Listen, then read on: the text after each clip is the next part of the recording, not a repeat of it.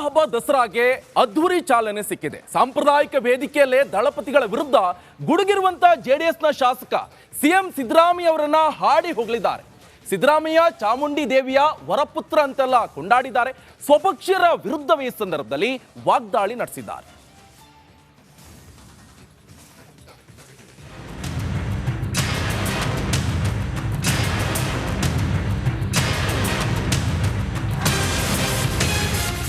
ಎಲ್ಲ ಗಾಜಿನ ಮೇಲೆ ಕೂತಿದ್ದಾರೆ. FIR ಬಿತ್ತು ಅಂದ್ರೆ ಯಾರು ಇರುವಂಗೇ ಇಲ್ಲ. ಬಿಜೆಪಿ ಅಶೋಕ್ ಅವರು ಇರುವಂಗಿಲ್ಲ, ಜನತಾದಳ ಇರುವಂಗಿಲ್ಲ. ಇನ್ವೆಸ್ಟಿಗೇಷನ್ ಮಾಡಿದ್ರೆ ಯಾವ್ದಾದ್ರು ಕಾನೂನಲ್ಲಿ ಇವ್ ಜೈಲಿಗೆ ಹಾಕು ಅಂತ ಹೇಳಿದ್ಯಾ, ಇಲ್ಲ ರಾಜೀನಾಮೆ ಕೊಡು ಅಂತ ಹೇಳಿದ್ಯಾ? ಈ ರೀತಿ ಪ್ರತಿನಿತ್ಯ ಅವ್ರು ಒಳ್ಳೆ ಕೆಲಸಗಳನ್ನೆಲ್ಲ ಬದಿಗೊತ್ತಿ ಮಾಡ್ಬಿಟ್ಟಿದ್ದಾರೆ. ರಾಜೀನಾಮೆ ಕೊಟ್ಬಿಡಿ. ರಾಜೀನಾಮೆಯ ಕುಮಾರಸ್ವಾಮಿ 2 ಲಕ್ಷ ಕೋಟಿ ಗೆದ್ದರೆ ಕೊಡಕ್ಕಾಗ್ತದ? ಕೊಡಿ ಅಂತಾರೆ. ಹಿತಶತ್ರುಗಳಿಗೆ ಚಡ್ಡಿ ದೋಸ್ತ್ ಚಮಕ್. ಗೆಳೆಯನ ಪರ GT ದೇವೇಗೌಡ ಗಿಮಿಕ್.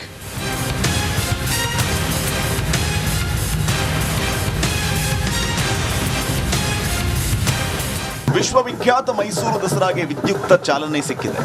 ನಾಡಹಬ್ಬ ಉದ್ಘಾಟನಾ ಸಮಾರಂಭದ ವೇದಿಕೆಯಲ್ಲಿ ಜೆಡಿಎಸ್ ಶಾಸಕ GT ದೇವೇಗೌಡ ಸಿಎಂ ಪರ ಬ್ಯಾಟ್ ಮಾಡಿದ್ದಾರೆ. ಗಣ್ಯರು ಸಹಸ್ರಾರು ಜನರು ತುಂಬಿ ತುಳುಕುತ್ತಿದ್ದ ವೇದಿಕೆಯಲ್ಲೇ ಸಿದ್ದರಾಮಯ್ಯ ಅವರನ್ನ ಹಾಡಿ ಹೊಗಳಿದ್ದಾರೆ. ಸಿದ್ದರಾಮಯ್ಯ ಚಾಮುಂಡಿ ದೇವಿಯ ವರಪುತ್ರ ಅಂತ GTD ಕೊಂಡಾಡಿದ್ದಾರೆ. ಬಗ್ಗೆ ನನಗೆ ಗೊತ್ತಿರೋದ್ರಿಂದ ಮಾತಾಡ್ತೀನಿ. ಚಾಮುಂಡೇಶ್ವರಿ ಸನ್ನಿಧಿಯಲ್ಲಿ ಕುಟುಂಬ ನೋಡಿದವರಲ್ಲ, ಮಗನೂ ನೋಡಿದವರಲ್ಲ, ಹೆಂಡತಿನೂ ನೋಡಿದವರಲ್ಲ. ನಮಗೆ ಗೊತ್ತಿದೆ ಚೆನ್ನಾಗಿ. ಈಗ ವಯಸ್ಸಾದ್ಮೇಲೆ ಏನೋ ಪ್ರೀತಿ ಬಂದಿದೆಯೋ ಏನೋ ಗೊತ್ತಿಲ್ಲ ನನಗೆ. ಅವರು ಯಾರು ಒಳ್ಳೆ ಕೆಲಸ ಮಾಡಿದ್ದಾರೆ, ವೀರೇಂದ್ರ ಪಾಟೀಲ್ ಇರಲಿ, ಕೆಂಗಲ್ ಹನುಮಂತನ್ ಇರಲಿ, ಹೆಗ್ಡೆ ಇರಲಿ, ದೇವೇಗೌಡರು ಇರಲಿ, ಯಾರೇ SM ಅವರು ಇರಲಿ, ಸಿಎಂ ರಾಜೀನಾಮೆ ನೀಡುವಂತೆ ಬೊಬ್ಬೆ ಹಾಕುತ್ತಿರುವ ಬಿಜೆಪಿ ಜೆಡಿಎಸ್ ನಾಯಕರಿಗೆ ಟಕ್ಕರ್ ಕೊಟ್ಟಿದ್ದಾರೆ ಜೆಡಿಎಸ್ನ ಶಾಸಕ GT ದೇವೇಗೌಡ. FIR ಆದವರೆಲ್ಲ ರಾಜೀನಾಮೆ ಕೊಡಬೇಕಿಲ್ಲ, ರಾಜೀನಾಮೆ ಕೊಡುವಂತೆ ನ್ಯಾಯಾಲಯ ಹೇಳಿದ್ಯಾ ಅಂತ ಪ್ರಶ್ನೆಗಳ ಸುರಿಮಳೆ ಸುರಿಸಿದ್ರು. ಇನ್ವೆಸ್ಟಿಗೇಷನ್ ಮಾಡಿದ್ರೆ ಯಾವ್ದಾದ್ರು ಕಾನೂನಲ್ಲಿ ಇವ್ ಜೈಲಿಗೆ ಹಾಕು ಅಂತ ಹೇಳಿದ್ಯಾ, ಇಲ್ಲ ರಾಜೀನಾಮೆ ಕೊಡು ಅಂತ ಹೇಳಿದ್ಯಾ? ಇಲ್ಲ ಯಾರು ರಾಜೀನಾಮೆ ಕೊಡು ಅಂತ ಹೇಳಿದ್ಯಾ ಕೋರ್ಟು? ಇಲ್ಲ ರಾಜ್ಯಪಾಲರು ಹೇಳಿದಾರ? ಇಲ್ಲ ಜೈಲಿಗೆ ಹಾಕಿ ಅಂತ ಹೇಳಿದಾರ? ಬೇರೆ ಕೆಲಸ ಇಲ್ವಾ ಮಾಡ್ಲಿಕ್ಕೆ ಅಭಿವೃದ್ಧಿ ಕೆಲಸಗಳು?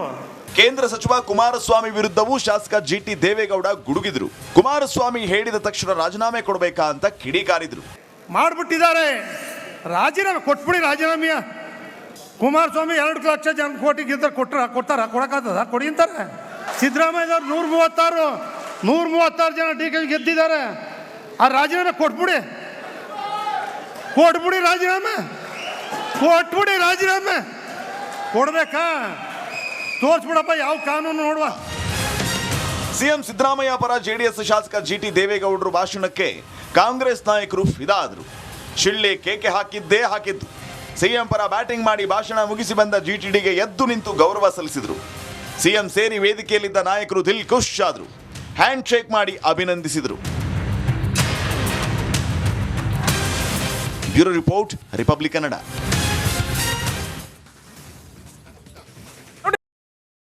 ನಮಸ್ಕಾರ, ಪಕ್ಕಾ ಪಾಲಿಟಿಕ್ಸ್ಗೆ ಸ್ವಾಗತ. ನಾನು ನಿಕೇಶ್ ಕೊಠಾರಿ. ಇವತ್ತು ಆಗಿರುವಂತ ಮೇಜರ್ ಅಪ್ಡೇಟ್ಸ್ ಅಂತ ಹೇಳಿದ್ರೆ GT ದೇವೇಗೌಡರು ಆಡಿರುವಂತ ಆ ಒಂದು ಮಾತು. ಅದು ಕೂಡ GT ದೇವೇಗೌಡರು ತಮ್ಮ ಮೈತ್ರಿ ಪಕ್ಷದಲ್ಲಿರುವಂತ GT ದೇವೇಗೌಡರು ಮುಖ್ಯಮಂತ್ರಿ ಸಿದ್ದರಾಮಯ್ಯನವರ ಪರವಾಗಿ ಬ್ಯಾಟಿಂಗ್ ನಡೆಸಿದ್ದಾರೆ. ಇದು ಈಗ ಸಾಕಷ್ಟು ಚರ್ಚೆಗೆ ರಾಜ್ಯ ರಾಜಕಾರಣದಲ್ಲಿ ಕಾರಣ ಆಗ್ತಾ ಇರುವಂಥದ್ದು. ಹಾಗಾದ್ರೆ GT ದೇವೇಗೌಡರು ಯಾಕೆ ಈ ಮಾತನ್ನ ವ್ಯಕ್ತಪಡಿಸಿದ್ರು?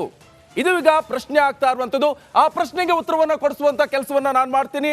ಅದಕ್ಕೂ ಮುಂಚೆ ಒಂದು ಬ್ರೇಕಿಂಗ್ ಅಪ್ಡೇಟ್ಸ್ ಲಭ್ಯವಾಗ್ತಾ ಇದೆ.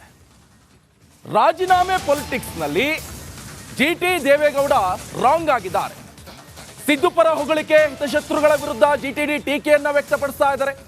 ಅದು ಕೂಡ ದಸರಾ ವೇದಿಕೆಯಲ್ಲಿ ಚಡ್ಡಿ ದೋಸ್ಗಳಾಗಿದ್ದಾರೆ. ಚಮಕ್. ಸಿಎಂಗೆ ಕಿಕ್. ಗಾಜಿನ ಮನೆಯಲ್ಲಿ ಕುಳಿತು ಕಲ್ಲನ್ನ ಹೊಡೆದಿದ್ಯಾರು? ಹಾಗಾದ್ರೆ FIR ದಾಖಲಾದ ನಾಯಕರು ರಾಜೀನಾಮೆಯನ್ನು ಕೊಡಬೇಕಾ ಅಂತ GTD ಪ್ರಶ್ನೆ ಮಾಡ್ತಾ ಇದ್ದಾರೆ. ಯಾರೆಲ್ಲ ರಾಜೀನಾಮೆ ಕೊಡಬೇಕು? ಎಲ್ಲಿಗೆ ಬಂತು ಹಾಗಾದ್ರೆ ರಾಜಕೀಯ? ಬಿಜೆಪಿ JDS ನಾಯಕರ ವಿರುದ್ಧ ಈಗ GT ದೇವೇಗೌಡರು ಗುಡುಗಿದ್ದಾರೆ. ಅವ್ರು ಒಳ್ಳೆ ಕೆಲಸಗಳನ್ನೆಲ್ಲ ಬದಿಗೊತ್ತಿ ಮಾಡ್ಬಿಟ್ಟಿದ್ದಾರೆ. ರಾಜೀನಾಮೆ ಕೊಟ್ಬಿಡಿ. ರಾಜೀನಾಮೆಯ ಕುಮಾರಸ್ವಾಮಿ 2 ಲಕ್ಷ ಕೋಟಿ ಗೆದ್ದರೆ ಕೊಡಕ್ಕಾಗ್ತದ? ಕೊಡಿ ಅಂತಾರೆ. ಸಿದ್ದರಾಮಯ್ಯದವ್ರು 136 ಜನ ಡಿ ಕೆ ಗೆದ್ದಿದ್ದಾರೆ. ಆ ರಾಜೀನಾಮೆ ಕೊಟ್ಬಿಡಿ ರಾಜೀನಾಮೆ ಕೊಟ್ಬಿಡಿ. ರಾಜೀನಾಮೆ ಕೊಡ್ಬೇಕಾ? ತೋರಿಸ್ಬಿಡಪ್ಪ ಯಾವ ಕಾನೂನು ನೋಡುವ. ಅದ್ಯಾವ ಕಾನೂನು ರಾಜೀನಾಮೆ ಕೊಡು ಅಂತ ಹೇಳದೆ, ಯಾವ ಕಾನೂನು ಜೈಲಿಗೆ ಹಾಕಿದೆ ಅಂತ ಹೇಳಿದೆ ತೋರಿಸ್ರಿ. ರಾಜ್ಯದಲ್ಲಿ ಏನ್ರಿ ನೋಡ್ಬೇಕಾಗಿದೆ? ಅವ್ರು ಒಳ್ಳೆ ಕೆಲಸಗಳನ್ನೆಲ್ಲ ರಾಜ್ಯದಲ್ಲಿ ರಾಜೀನಾಮೆ ಕೇಳಿ ಬರ್ತಾ ಇರುವಂತ ಸಂದರ್ಭದಲ್ಲಿ ಸಿಎಂ ಕೊಡಬೇಕು ರಾಜೀನಾಮೆ ಅಂತ ವಿರೋಧ ಪಕ್ಷಗಳು ವಾದವನ್ನ ಮಾಡ್ತಾ ಇದ್ದಾವೆ. ಸಿಎಂ ವಿರುದ್ಧ ವಾಗ್ವಾದವನ್ನ ನಡೆಸ್ತಾ ಇರುವ ಈ ಸಂದರ್ಭದಲ್ಲಿ ರಾಜೀನಾಮೆ ಗಾಜಿನ ಮನೆ.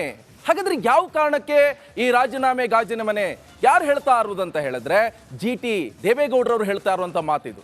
ಬಹಳ ಪ್ರಮುಖವಾಗಿ ರಾಜ್ಯದಲ್ಲಿ ಯಾವ ಪಕ್ಷದ ನಾಯಕರು ಸಾಚ ಅಲ್ವಾ ಅಂತ ಕೇಳ್ತಾ ಇದ್ದಾರೆ. ಹಾಗಾದ್ರೆ ಬಿಜೆಪಿಯಲ್ಲೂ ಇದ್ದಾರೆ FIR ಆದವರು, ಕಾಂಗ್ರೆಸ್ನಲ್ಲೂ ಇದ್ದಾರೆ, JDS ನಲ್ಲೂ ಇದ್ದಾರೆ. ಅವರೇನು ರಾಜೀನಾಮೆ ಕೊಟ್ಟಿದ್ರಾ?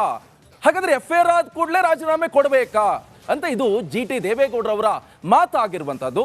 ಅದು ಕೂಡ ಬಹುತೇಕ ರಾಜಕಾರಣಿಗಳ ಮೇಲೆ ಭ್ರಷ್ಟಾಚಾರದ ಆರೋಪ ಇದೆ. ಪ್ರತಿಯೊಬ್ಬ ರಾಜಕಾರಣಿಗಳ ಮೇಲೂ ಕೂಡ ಬಹುತೇಕ ಯಾರೆಲ್ಲ ಇದ್ದಾರೆ ಅವ್ರ ಮೇಲೆ FIR ಕೂಡ ದಾಖಲಾಗಿದೆ.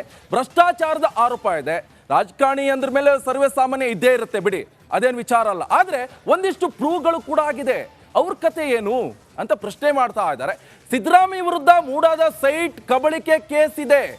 ಈ ಸಂದರ್ಭದಲ್ಲಿ ಸಿದ್ದರಾಮಯ್ಯನವರ ಪರವಾಗಿ ಈಗ ಬ್ಯಾಟ್ ಬೀಸ್ತಾ ಇರುವಂತದ್ದು ರಾಜ್ಯ ರಾಜಕಾರಣದಲ್ಲಿ ಒಂದಿಷ್ಟು ಗೊಂದಲಕ್ಕೆ ಕಾರಣ ಆಗ್ತಾ ಇದೆ. ಅರೆ GT ದೇವೇಗೌಡರು ಯಾರು ಪಕ್ಷ? ಹಾಗಾದ್ರೆ ಸಿದ್ದರಾಮಯ್ಯನವರಿಗೆ ಸಪೋರ್ಟ್ ಮಾಡ್ತಾ ಇದ್ದಾರೆ.